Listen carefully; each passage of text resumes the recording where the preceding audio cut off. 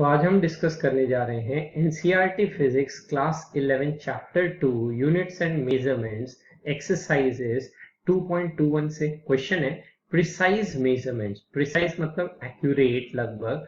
Measurements of physical quantities are need of science. मतलब आप science में आपको किसी भी फिजिकल क्वांटिटी को मेजर एकदम एक्यूरेसी से करना है। For example, to ascertain let's say the speed of an aircraft, मतलब अगर आपको एयरक्राफ्ट की अगर स्पीड को let's say चेक करना है कि वो सही है या गलत है, one must have an accurate method to find its positions at closely separated instants of time। तो उसके लिए हमें एक एक्यूरेट मेथड पता होना चाहिए जिसमें हम उस let's say एयरक्राफ्ट की पोजीशन को हम let's say find out कर सकते हैं at a particular instant of time। This was the actual motivation behind the discovery of radar in World War II। तो World War II में radar system जो use किया गया था वो इसी फेनोमेनन पे बेस्ड था कि किसी भी एयरक्राफ्ट का पोजीशन अलग अलग इंस्टेंट ऑफ टाइम पे एकदम एक्यूरेटली इस रडार सिस्टम से पता किया जा सकता था।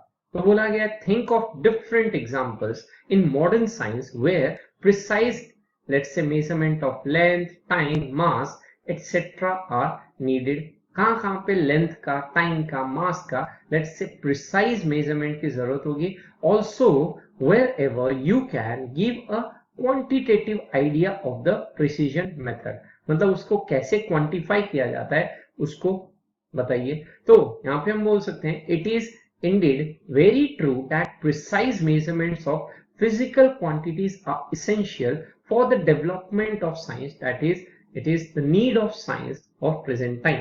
तो कुछ एग्जांपल्स अगर बात करूं तो सबसे पहला एग्जांपल हो जाता है हमारे पास जैसे अल्ट्रा शॉर्ट, हम बोल सकते हैं लेट्स से लेजर पल्सेस। तो ये ultra short laser pulses use किए जाते हैं टू मेजर टाइम एक्यूरेटली और लगभग ऑफ द ऑर्डर ऑफ, हम बोल सकते हैं इतना छोटा टाइम, मतलब 10⁻⁻15 सेकेंड तक का टाइम गैप इस इंस्ट्रूमेंट से मेजर किया जा सकता है। तो यहां बोल रहे हैं to measure time intervals in several physical and chemical processes. तो इसको हम यूज करते हैं to measure let's say time interval, let's say कितना टाइम बीत गया किसी फिजिकल या केमिकल प्रोसेस में। तो उसके लिए हम ये ultra short laser pulses use करते हैं। तो इन सेवरल हम बोल सकते हैं फिजिकल एंड लेट्स से आपका केमिकल प्रोसेस के लिए। तो ये है आपका पहला इंस्ट्रूमेंट लेट्स से जिससे हम एकदम एक्यूरेटली टाइम को मेजर कर सकते हैं। दूसरा इंस्ट्रूमेंट की बात की जाए, जैसे दूसरा इंस्ट्रूमेंट बना हुआ है अपने पास एक्सरे स्पेक्ट्रोस्कोपी। तो एक्सरे स्पेक्ट्रोस्कोपी जो है ये यूज किया जाता है टू फाइंड इंटर एटॉमिक और इंटरमॉलिक्यूलर डिस्टेंसेस, इंटरप्लेनर डिस्टेंस। तो है ना, हम बोल सकते हैं टू फाइंड या डिटरमाइन, हम बोल सकते हैं इंटर एटॉमिक सेपरेशन।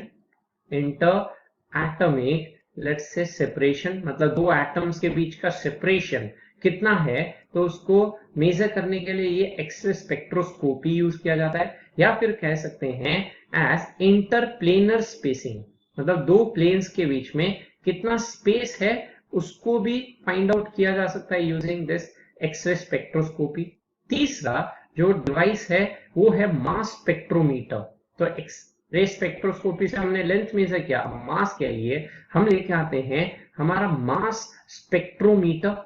इस मास स्पेक्ट्रोमीटर से हम मेजर कर सकते हैं मास ऑफ एटम्स प्रिसाइजली। तो टू मेजर कह सकते हैं to measure let's say mass of atoms precisely, मतलब एटम का मास को हम इस इंस्ट्रूमेंट से मेजर कर सकते हैं बहुत प्रिसाइज ऑर्डर में। तो ये सब यूज कैसे किए जाते हैं ये आगे जाके आप पढ़ेंगे। अभी के लिए बस ये तीन इंस्ट्रूमेंट थे जिससे हमने लेंथ, टाइम और मास को बहुत प्रिसाइजली मेजर करने की बात की। तो ये था 2.21। आई गेस समझ आया, यहाँ तक स्क्रीनशॉट ले लो। चलिए तो नेक्स्ट क्वेश्चन पे आते हुए, नेक्स्ट क्वेश्चन है just as precise measurements are necessary in science, it is equally important to let's say be able to make rough estimates of quantities using rudimentary ideas and common observations. मतलब जैसे precise reading की हमें जरूरत है, measurement की जरूरत है, उसी तरह से हमें रफ एस्टिमेट भी करना आना चाहिए किसी भी क्वांटिटी का यूजिंग रूडिमेंट्री आइडियाज, मतलब एकदम fundamental ideas and common observations. जैसे अगर हम बात करें, जैसे अगर हमें इस कॉपी का, अगर लेट्स से पेज का थिकनेस पता करना होता, तो उसके लिए हम क्या कर सकते हैं, उसके लिए हम लेट्स से पूरी कॉपी का थिकनेस मेजर कर लेते हैं यहां से। तो इस पूरी कॉपी का थिकनेस मेजर करके divided by total number of pages कर देंगे, तो उससे हमें मिल जाएगा कि एक पेज का थिकनेस कितना है। जैसे अगर मुझे पता करना हो इस एक पेज का मास कितना है, तो पूरी कॉपी के मास को मेजर किया जाएगा और डिवाइड किया जाएगा टोटल नंबर ऑफ पेजेस, उससे मुझे एक कॉपी का, एक पेज का मास और लेट्स से थिकनेस मेजर किया जा सकता है। तो हम बोल रहे हैं think of ways by which you can estimate the following, where an estimate, let's say, is difficult to obtain, try to get an upper bound on the quantity। मतलब जहां अगर एस्टिमेट करना मुश्किल है तो अपर बाउंड्री, मैक्सिमम कितना हो सकता है उस क्वांटिटी का बात करना है। जैसे total mass of the rain bearing clouds over India during monsoon season. तो इसकी अगर बात करें कि कैसे अगर आपको पता करना हो कि टोटल जो बादल हैं मानसून सीजन में, रेनी सीजन में, तो उस बादल का टोटल मास कितना है ये पता करना हो, तो जैसे आप न्यूज चैनल खोलेंगे तो मेट्रोलॉजिस्ट जो वेदर फोरकास्ट करते हैं वो आपको बताएंगे कि आज लेट्स से जो रेनफॉल हुई इंडिया में वो हुई, लेट्स से आपको बोला जाएगा 215 सेंटीमीटर की रेनफॉल हुई। तो इसको हम बोल सकते हैं 2.15 metre height of water column. अब ये कैसे मेजर किया जाता है ये अलग तरीका है, अभी बस मेट्रोलॉजिस्ट ने ये बताया कि इतना हाइट रेनफॉल हुआ। अब हमें टोटल इंडिया का एरिया हमें पता है, वो आप वर्ल्ड मैप इन सब से लेट्स से फाइंड आउट कर सकते हो, गूगल करोगे या आपको निकल के आएगा इतना एरिया है। अब यहाँ से एरिया पता है, हाइट पता है, तो यहाँ से हमें आ जाएगा टोटल वॉल्यूम वाटरफॉल कितना हुआ, तो एरिया इंटू हाइट किया जाए तो ये अप्रोक्सीमेटली निकल के आएगा 7.09 इंटू 10⁻12 क्यूबिक मीटर।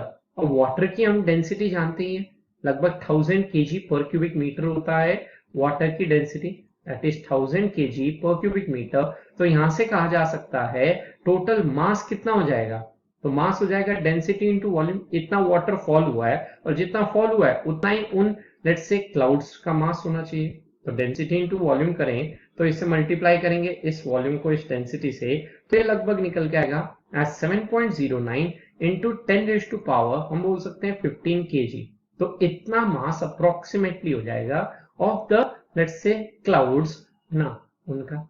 ये था फर्स्ट पार्ट का आंसर। चलिए सेकेंड पार्ट की बात करें, तो सेकेंड पार्ट में यहाँ बोला गया है मास ऑफ एन एलिफेंट, एक एलिफेंट का मास कैसे निकाला जाए। तो एलिफेंट को किसी पैन बैलेंस वेइंग मशीन में तो नहीं बिठा सकते, तो दिक्कत क्या है, तो उसके लिए हम यहाँ पे क्या करने वाले हैं, उसके लिए सबसे पहले हम लेट्स से जो बायंसी कॉन्सेप्ट है उसका यूज करने वाले हैं। तो हम बोलते हैं सपोज ये आपकी एक शिप है, इस शिप का बेस एरिया है ए, और इस शिप को जब वाटर पे रखा गया तो इस शिप लेट्स से हम बात करें तो इसने वाटर कितना डिस्प्लेस किया, अगर एरिया ए है इसने डिस्प्लेस किया लेट्स से d1, तो ये जो वॉल्यूम इस let's say of water displaced by the ship, अगर इसको v भी कहा जाए तो ये वॉल्यूम आ जाएगा हमारे पास a इंटू d1। अभी हाथी है ना, एलिफेंट इस शिप के अंदर नहीं रखा गया। अब सेकेंड केस में आते हैं, जब हमने एलिफेंट को इस शिप पे रख दिया, तो जब एलिफेंट को इस शिप पे रख दोगे तो आप देखोगे कि ये जो लेट्स से एलिफेंट है जो इस शिप पे रखा गया है, तो ये जो शिप है कुछ और अंदर चली जाएगी, कुछ और थिकनेस अंदर चल जाएगी। तो लेट्स से हम कह देते हैं ये कितना थिकनेस अंदर चली गई, कितना डेप्थ अंदर चली गई, d2 डेप्थ अंदर चली गई। लेट्स से ये शिप है आपकी, अभी ये शिप इस एलिफेंट के साथ रखी गई है, तो बेस एरिया ए है, तो इस केस में हम बोल सकते हैं जो लेट्स से वॉल्यूम आएगा of this water being displaced along with the elephant, elephant होने के साथ वीबी डैश कह दिया जाए, तो ये हो जाएगा हमारे पास a इंटू d2, हम जानते हैं d2 ज्यादा होगा देन दैट ऑफ लेट्स से आपका d1। तो यहां से हम कह सकते हैं कि लेट्स से वाटर की डेंसिटी हमें पता है, तो बायएंड फोर्स कितना होगा वो हम बात कर सकते हैं। तो यहां से हम बोल सकते हैं कि जो डिफरेंस इन वॉल्यूम आएगा वो वॉल्यूम डिफरेंस हो जाएगा आपका, लेट्स से हम कह सकते हैं आपका यहाँ पे क्या आ जाएगा आपका वॉल्यूम ऑफ एलिफेंट। तो यहां से हम बोल सकते हैं वाटर की डेंसिटी अगर हमारी d है और इतना वाटर अगर डिस्प्लेस किया है तो उस डिस्प्लेस वाटर का जो वॉल्यूम होगा तो हम बोल सकते हैं net volume of water displaced by the elephant. ये कितना हो जाएगा, ये हो जाएगा आपका इस वॉल्यूम वीबी डैश को सब्ट्रैक्ट कर लो वीबी से, तो ए अगर कॉमन निकाल लेते हैं तो ये बन के आएगा मेरे पास एज d2 माइनस d1। अब यहाँ पे वाटर की हमें डेंसिटी पता है तो यहां से हम बोल सकते हैं एलिफेंट का मास कितना हो जाएगा, क्योंकि उस वाटर का जो मास होगा उस वाटर के मास के इक्विवेलेंट उसने डिस्प्लेस किया होगा।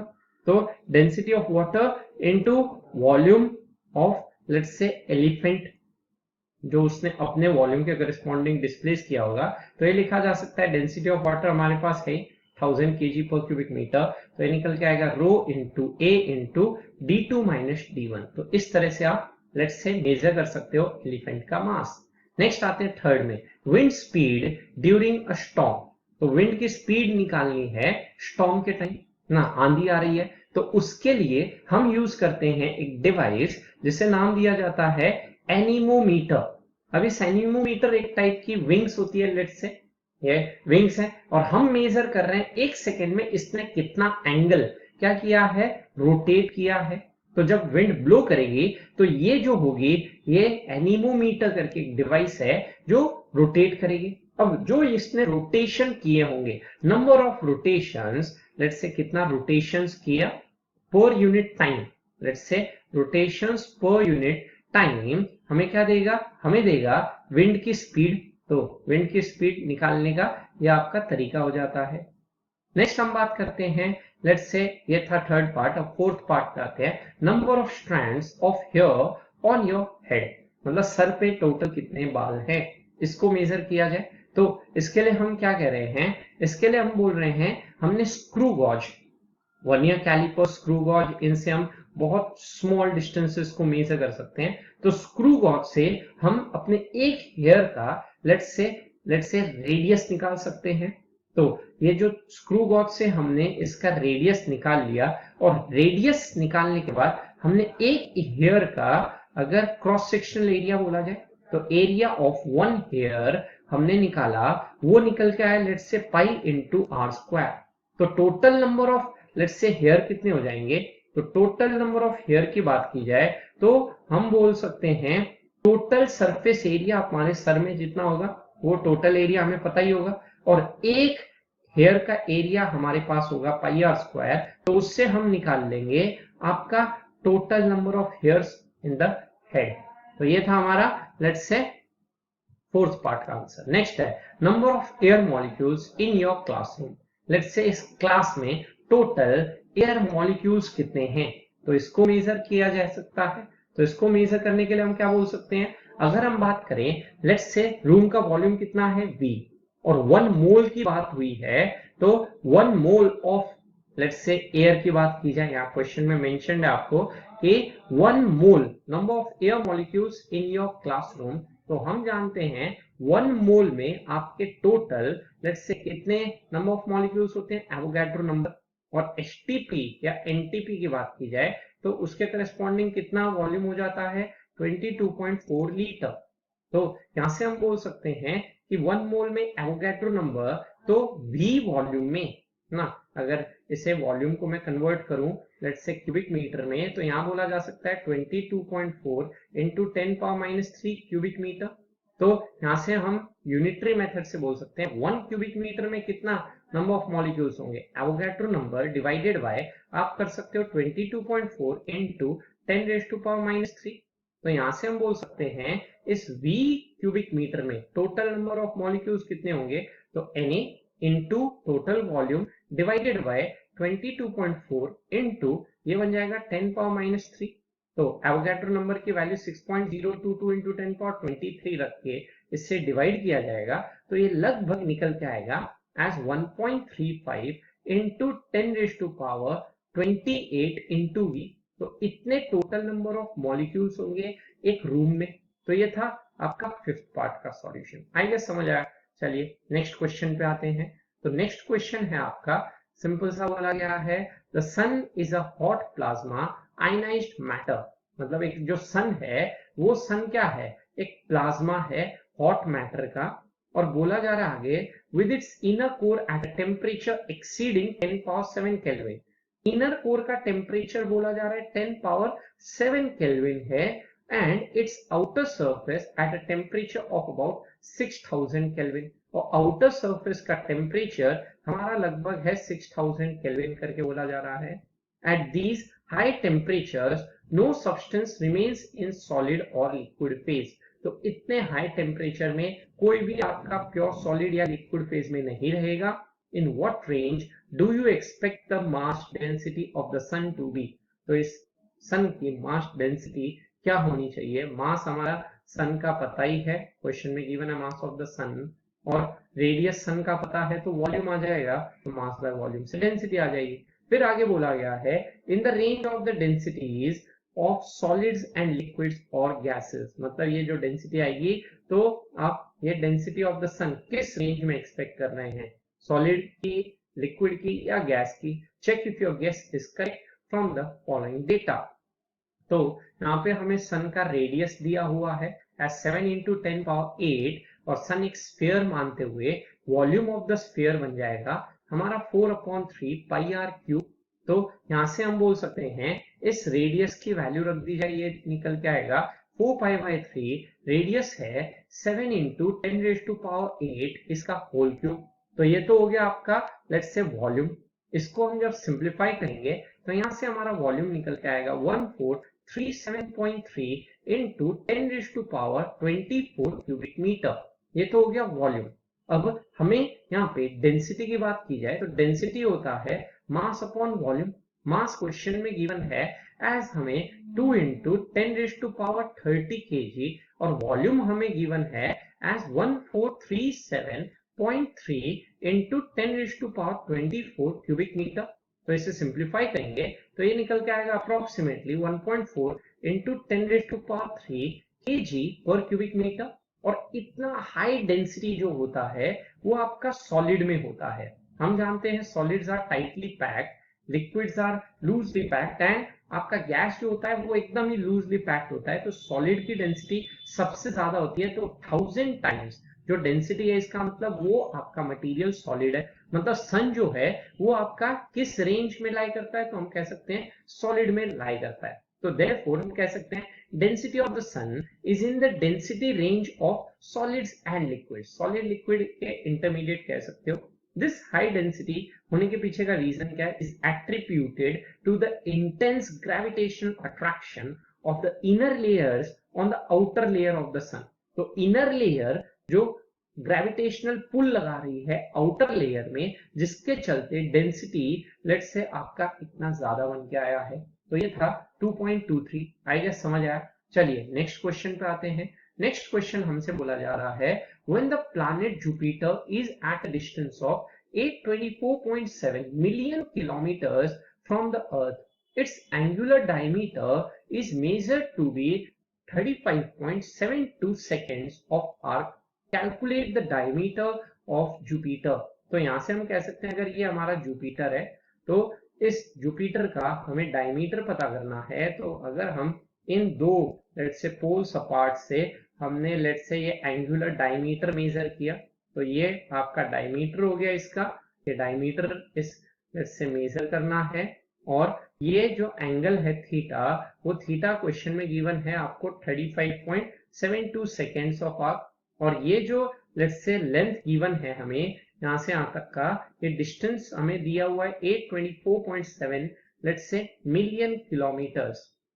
तो हम यहाँ पे डायमीटर ऑफ द जुपिटर पता करना चाहते हैं। तो बाय पैरेलैक्स मेथड हम कह सकते हैं theta is equal to length of arc that is d divided by radius that is l। तो यहाँ से हमें मेजर करना है डायमीटर दैट d। तो यहाँ से d निकल के आएगा हमारा थीटा इंटू l करके, और थीटा जो है वो 35.72 सेकेंड है। अब हम जानते हैं आपका पाई लेट्स से रेडियन में 180 डिग्री होता है, 1 डिग्री में आपका 60 मिनट होता है, 1 मिनट में आपका 60 सेकेंड्स होता है। तो ये सेकेंड में दिया हुआ एंगल, तो 35.72 सेकेंड्स की अगर बात की जाए तो 35.72 सेकेंड्स। अब इस सेकेंड को मुझे ले जाना है रेडियन में, तो 1 सेकेंड में 1/60 लेट्स से हो जाएगा मिनट, फिर 1 मिनट में हो जाएगा 1/60 डिग्री, और 1 डिग्री में हो जाएगा पाई बाई 180। तो ये सब कुछ आया निकल के रेडियन में, और लेंथ जो दिया हुआ है दैट इज योर 824.7 मिलियन, मतलब 10 पावर हो जाता है 6, और किलोमीटर को मीटर में ले जाते हैं, मिलियन किलोमीटर्स, तो मीटर में ले जाते हुए आपका 10 पावर 3 बन गया। तो ये सब कुछ निकल के आएगा हमारा मीटर में। तो इसको जब सिंप्लीफाई करेंगे, ये जो डायमीटर आएगा जुपिटर का, ये निकल के आएगा हमारा एज 1.435 इंटू कहा जा सकता है 10⁵ किलोमीटर। तो ये है आपका diameter of the Jupiter. Parallax method का यूज किया, theta is equal to L/R, उससे हमने इसका डायमीटर निकाल दिया। तो ये था 2.24। आई गेस समझ आया। चलिए आज के लिए इतना ही।